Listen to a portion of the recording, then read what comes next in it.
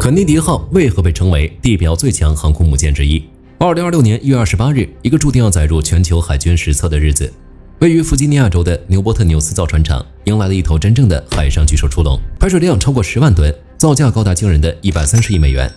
美國海軍最新一代核動力航母福特級2號艦肯尼迪號正式離開碼頭，開啟了他生命中首次也是最震撼的海試。那麼，這艘耗時10幾年，讓無數工程師熬白了頭的航母，究竟是個什麼樣的怪物？相比於他的大哥福特號，它到底強在了哪裡？說起肯尼迪號，我們得先看看它那堪稱折磨的建造史。早在2009年，這艘航母就簽下了建造合約。2011年切割首鋼，2019年舉行了盛大的授旗下水儀式。當時所有人都以為這艘船很快就能在大洋上耀武揚威了。結果呢，它的交付日期一推再推，從原定的2025年7月，硬生生推遲到了2027年3月。為什麼會推這麼久？造船廠給出的理由很直白，為了讓它變得更強，為了完成先進阻攔裝置的認證，為了搞定那讓人頭疼的先進武器升降機。美軍把在首艦福特號上踩過的坑、流過的淚，全都在肯尼迪號上進行了重新打磨和升級。換句話說，肯尼迪號絕對不是一艘簡單的複製品，它是美軍在成功驗證了大量新技術之後打造出來的科技完全體。它踩在福特號的肩膀上，剔除了所有的 bug， 直接以最完美的姿態降臨世間。不知道大家有没有聽過航母界的一句行話：航母夯不夯，先問排水量。肯尼迪號的官方滿載排水量是10萬噸，但別被這個數字騙了。據相關內部數據顯示，其真實運行排水量絕對超過了這個數字。站在它的飛行甲板上，相當於站在3個並排的足球場上。這種工業文明帶來的壓迫感是任何驅逐艦都無法比擬的。但大只是它最不起眼的優點，真正讓對手絕望的是它的心臟。肯尼迪號搭載了2座新型 AEB 核反應堆，而這玩意兒可不是普通的燒開水壺。相較以往的核动力系統，它不僅功率更強，而且體積大幅壓縮，直徑不到5米，比尼米茲級的反應堆足足縮小了50%。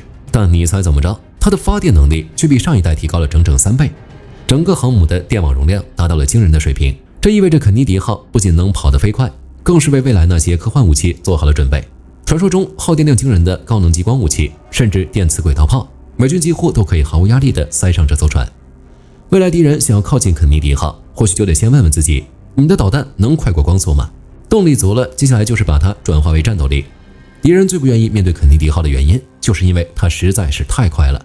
這裡的快指的是放飞戰機的速度。肯尼迪號裝備了美軍引以為傲的電磁彈射系統。相比於傳統的蒸汽彈射，電磁彈射就像是用彈弓打鳥，變成了用電磁步槍射擊。不僅力度可以精確微調，能彈射更重或者更輕的飛機，而且回彈速度極快。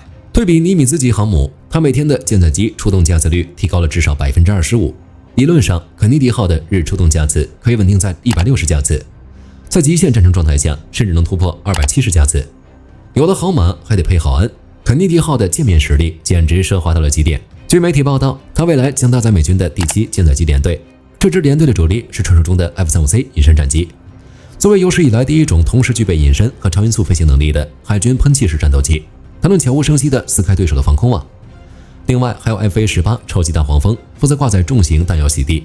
ERD 先進鷹眼預警機在幾百公里外開全圖視野。EA-18G 咆哮者戰機負責釋放電磁迷霧。這套組合拳打下來，基本就是單方面的屠殺。最要命的是，肯尼迪號還將部署 MQ-25 黃鯛魚無人加油機，這玩意兒能讓艦載機的作戰半徑直接翻倍。以前航母要在距離海岸800公里的地方才能發起攻擊，現在它可以在1500公里甚至更遠的絕對安全區就釋放出致命的机群。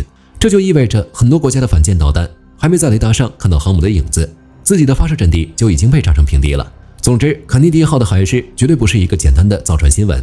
它標誌着美軍在海戰領域的統治力正在完成一次從量變到質變的飛躍。那些高喊航母無用論的人，往往忽略了航母本身也在瘋狂進化。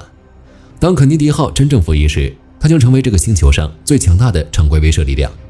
它不僅能把毀滅帶到世界的任何一個角落，還能在面对強敵的導彈雨時展現出令人膽寒的反制能力。無論你喜不喜歡它，當肯尼迪號那龐大的身軀緩緩駛入詹姆斯河的那一刻，世界海軍的格局就已經被它那巨大的陰影徹底籠罩了。好了，本期關於肯尼迪號航母戰力的深度解析就到這裡。正式海試後的肯尼迪號能否承載得住現代高超音速武器的攻擊？它又針對未來的海戰規則產生怎樣的變革？